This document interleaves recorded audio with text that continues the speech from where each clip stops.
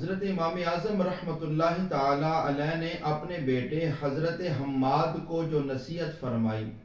فرمایا بیٹا 5 لاکھ احادیث میں سے میں تمہیں 5 حدیثیں سناتا ہوں، اگر تم نے ان پر عمل کر لیا تو دونوں جہان میں سرفراز ہو جاؤ گے، دونوں جہان کی کامیابیاں تمہیں نصیب ہو جائیں گی۔ نمبر 1، نبی اکرم صلی اللہ تعالی علیہ وآلہ وسلم کا فرمان ہے، اعمال کا دار و مدار نیت پر ہے۔ اگر تم چاہتے ہو تمہارے عمل اللہ کی بارگاہ میں مقبول ہو جائیں تو اپنی نیت کو درست کر لینا۔ دوسری حدیث آپ نے فرمایا کہ پیارے آقا و مولا صلی اللہ تعالی علیہ وآلہ وسلم کا فرمان ہے کہ اسلام کی خوبی یہ ہے کہ انسان بندہ مومن بیکار کاموں کو چھوڑ دیتا ہے۔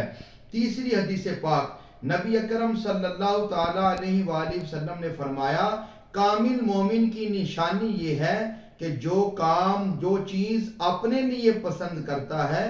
اپنے دوسرے مسلمان بھائی کے لیے بھی وہی پسند کرے گا۔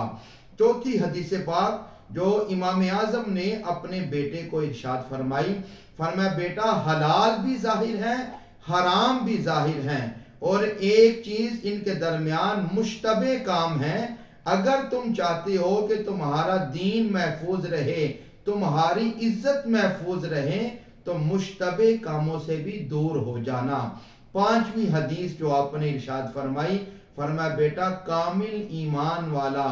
مومن وہ ہے، کامل مسلمان وہ ہے کہ جس کے ہاتھ اور زبان سے دوسرے مسلمان محفوظ رہتے ہیں۔